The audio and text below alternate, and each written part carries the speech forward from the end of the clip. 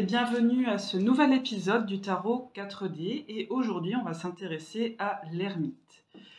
Alors l'ermite, pour les personnes qui pratiquent, elles ont cette notion de ce personnage qui va aller vers une introspection en général en s'appuyant sur les ressources du passé, ce qu'il savait déjà. Il y a aussi une solitude, une lenteur dans l'ermite, un isolement qui est parfois nécessaire pour continuer à avancer même à petits pas dans la vie. On va voir un petit peu ce que le New Vision nous propose comme perspective dans le dos de l'ermite. Donc là, on voit effectivement que il domine une situation, donc on l'imagine au cœur d'un massif montagneux. Moi, ça me fait penser un petit peu comme dans Astérix et les 12 travaux. Alors, pour ceux de ma génération, hein, avec le vénérable du sommet. Sauf que cette fois, c'est pas la notion où on va aller consulter l'ermite, quoique peut-être que ici il attend l'arrivée de quelqu'un. Moi, je le vois plutôt comme en train de sonder des profondeurs avec cette lumière qui l'éclaire vaguement dans ce crépuscule, en fait. Ce qui est intéressant de voir ici, c'est que l'animal qui lui est allié, c'est ce serpent noir. Alors c'est vrai que il y a pour moi, je sais qu'il y a un serpent, une couleuvre, en fait la couleuvre de Montpellier qui parfois, c'est la plus longue, la plus grande, qui peut parfois être complètement noire.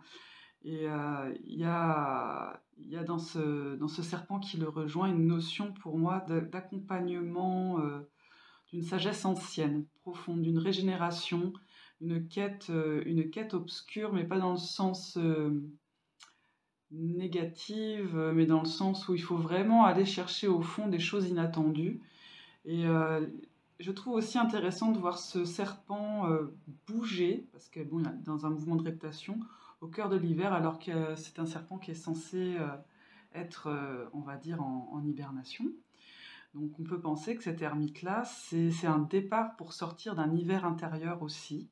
Donc il y a cette suggestion de façon intuitive, parce que c'est un peu pour ça aussi que je mets ces jeux en présence, c'est pour voir comment ces interprétations peuvent enrichir intuitivement notre lecture du Rider-Waite-Smith.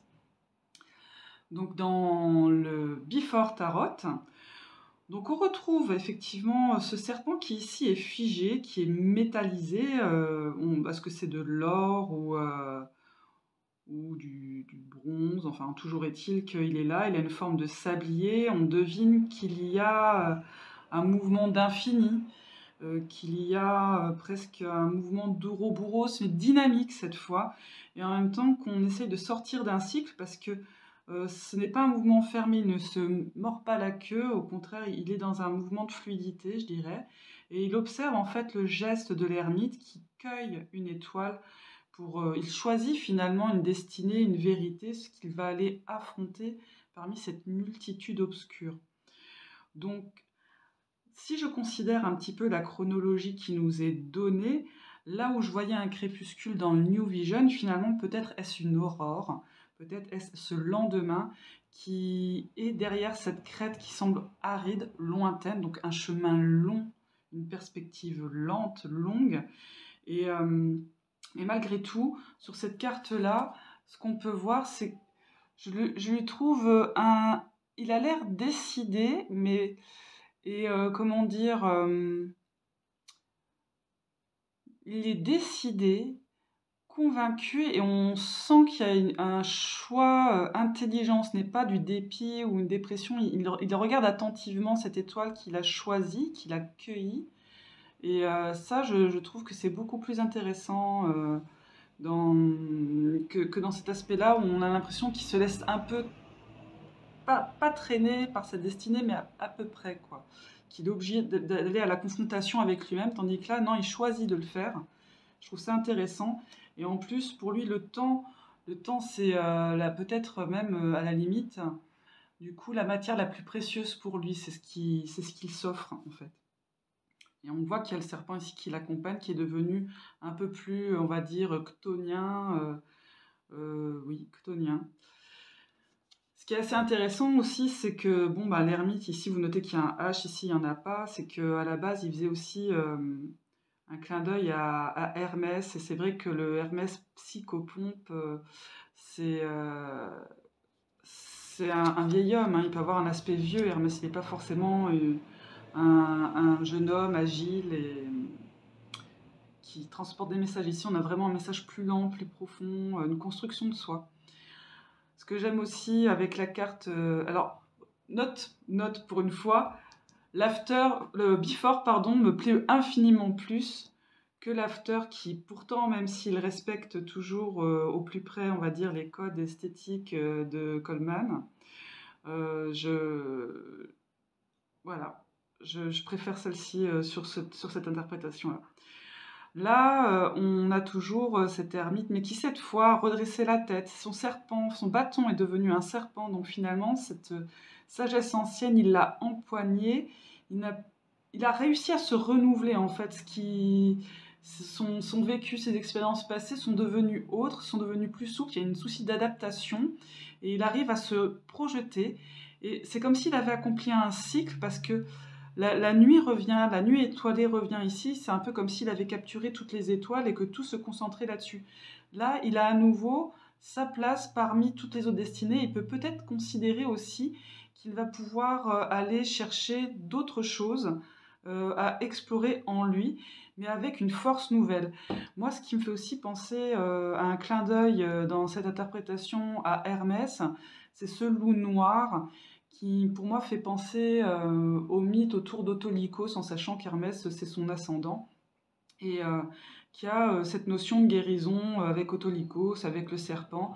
Et j'ai envie de dire que là c'est un personnage accompli qui a réussi à intégrer en fait les connaissances qu'il souhaitait mettre en œuvre, et qui a réussi également à se confronter à une part de lui pour savoir s'accompagner et s'appuyer que sur lui finalement et sur des choses, on va dire, plus essentielles, plus vitales, plus bestiales, des instincts en fait supérieurs de sauvegarde, et que là, du coup, il a une attitude plus redressée, plus fière, il regarde avec un peu plus on va dire, il est plus positif, je dirais, voilà, beaucoup plus positif.